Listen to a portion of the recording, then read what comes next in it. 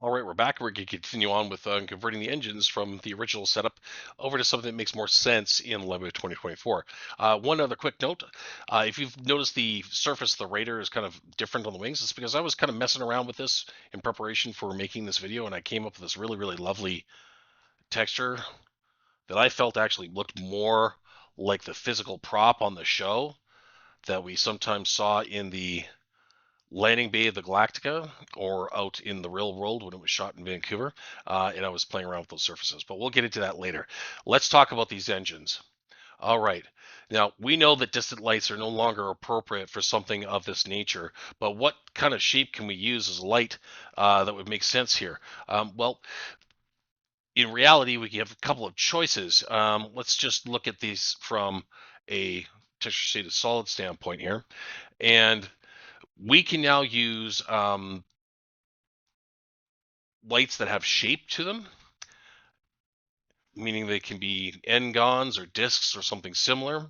But we can also use something a little bit more familiar to people, which is a spotlight, because spotlights now have an extra set of controls that allow it to have the shape of a distant light without giving us the problem that a distant light has when working with volumetric effects, as we saw, for turning them into something else. So let's take a look at those engines right now. They are currently set as distant lights.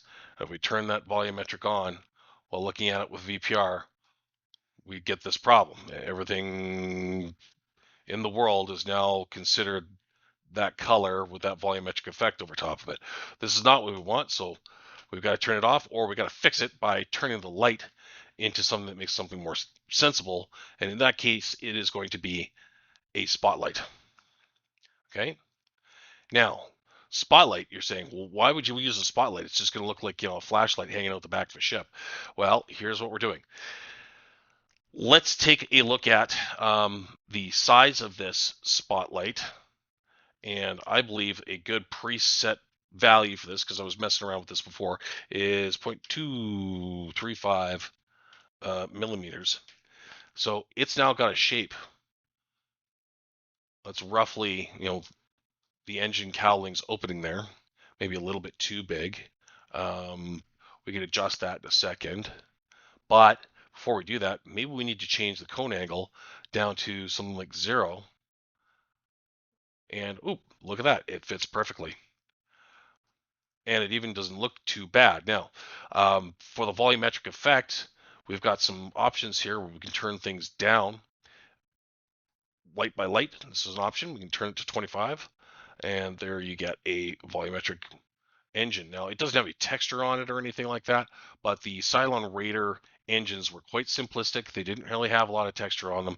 If anything, we might just want to run procedural noise texture through it. Place to do that is in Edit Nodes. Let's go and create a 3D texture. Turbulence. We can feed it in there as part of the flow, and or we can add functions like light fall off or light info, colorize it, and then use a control for how much of a fall off for the distance. All kinds of interesting things. We'll put a scalar, should be a constant value, and you'll be able to link this up to an envelope, control the engine links, that sort of thing. It's just done via a nodal system now. But all of the functions that you would expect for rebuilding an engine from a Viper or a Raider or any other type of volumetric engine is totally in here still. But the shape of the light that you might be working with might be different. Now, in the case of something like the Galactica, where it has an odd shape, it's kind of like a squashed block on one side, you can actually create lights with shapes now that emulate that exactly using a piece of geometry and have it go with the back of the ship and apply all kinds of textures there. So let's see what we can do here really quickly with the color of this. So let's make sure we've got that particular light selected. So that's Cylon Engine Flame 1, which matches my selections down here. Boom. Okay, so that color is going to go into Becker color, and we'll plug it into metric color or illumination color, whatever it might be.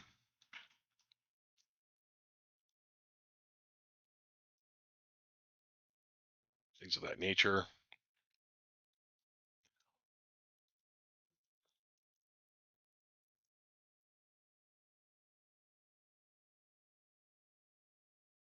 For example, the normal distance.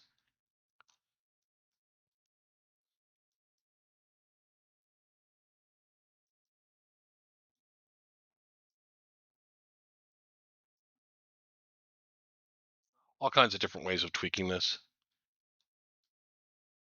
This is kind of extended on the Z side, so we'll go maybe 2 meters. We'll chunk this thing up a little bit. 0.25, 0.25. Invert it.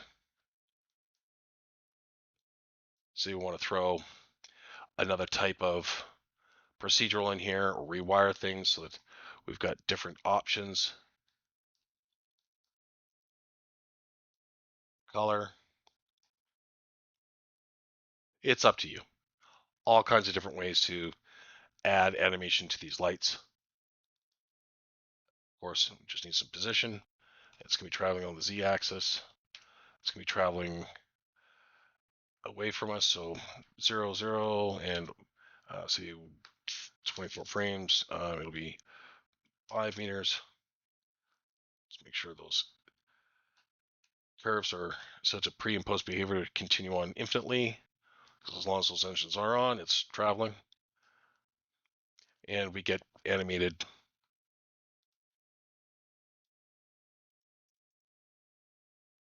exhaust plumes, whatever the case may be. But that's how you go about setting it up these days. It's not terribly difficult. And all of these can be individually linked to, say, a volumetric intensity control using an envelope and a channel follower. This is all a little bit more upfront, even though you may feel that it's buried a little bit more because of the node access. But in my opinion, this is a far superior method of doing these things. I just wish that there was a direct translation. Fortunately, there isn't. Possibly in the future, we might get some of that be able to popped over into nodes, but you're no longer dealing with the limitations of how gradients would appear or not being able to access deeper nodal functions in a volumetric light. Things like the dot texture that would produce the little dot shock waves are easier to control in a spotlight because they do kind of emulate a spotlight in the original setups. And don't forget, you can add additional lights on top of this. That's not a problem. And just because I've got control over it, it's like, well, this is awesome. I can now normalize the light. You can project an image through this if you want, which you couldn't do with distant lights really before. And it's really easy to just match the diameter of a piece of geometry. Like when an engine usually shuts off, you get that big plume that comes up and then goes whoomp, and then dial it back. You can animate that. Far superior method to do it. And because it's a globally enabled system, but you've got individual volumetric light control over the medium per, the opportunity to get into some really fantastic volumetric effects that are going to look consistent no matter where you put them in an environment is present now in the new volumetric and rendering system. And again, these will contribute to radiosity, but they'll also contribute to volumetric effects. So this volumetric light will now contribute to volumetric fog or other volumetric effects such as the VDB system, that sort of thing. And great bonus about this is that they now reflect in surfaces, and you can see them through refracted surfaces, where in previous versions of Lightwave that was not really possible, and if you were able to get it to work, it was very inconsistent. So that is now one of the benefits. So now that I've got effectively this type of thing going, I can copy this light or copy the nodes, which is great. So I can copy the light parameter. Okay. Go to the next light, paste replacement, and then go to the first light, copy my nodes, go to the next one, and paste my nodes. Boom, boom.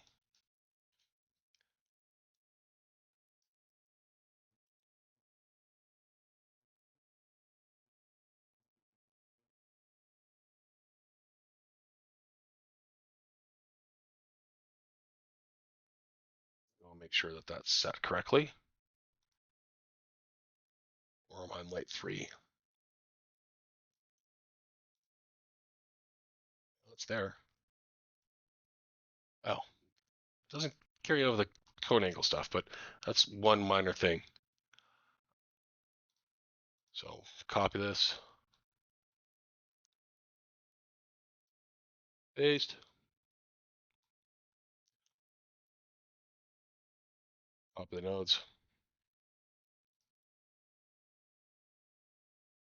paste, and like cone angle, and just like that, turn the volumetric for that back on.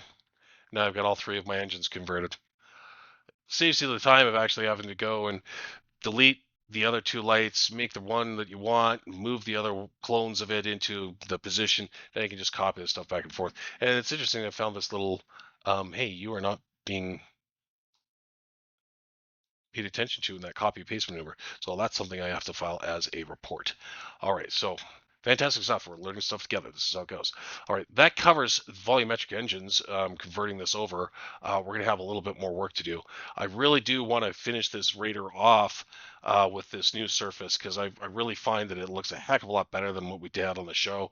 But keep in mind that there are other subtleties in the surface editor and the way that surfaces come in now that may cause you additional grief just because of the way that things are evaluated differently, not because you're throwing at bad data or you're throwing Lightwave's new renderer engine for a loop or something. It's just there are different valuations. For example, in the surface editor, some things like bump maps, and this doesn't necessarily mean in 2024 or 2018 it was different. This is stuff that actually took place between Lightwave 8 and Lightwave 9.6. The way the bump maps were evaluated, for example, generally you need to have everything as additive, okay, to make it work properly. In previous versions it was broken where it would just add all this stuff even if you had normal layers. It doesn't work that way anymore, and it shouldn't have worked that way in the first place. So these are things that are considerations of how the surfaces are, but if you're going to convert things over to, say, a conductor material or principal BSDF or other physically based rendering material, those considerations are going to have to be evaluated anyways. But if you're just going to work with a standard shader evaluation, which is an emulation of the original shading system, it'll probably look pretty much the same, but there will be certain instances where you probably want to dial some stuff back, and it's going to be mostly related to that bump mapping. All right, we'll be back in the next segment and we'll continue on.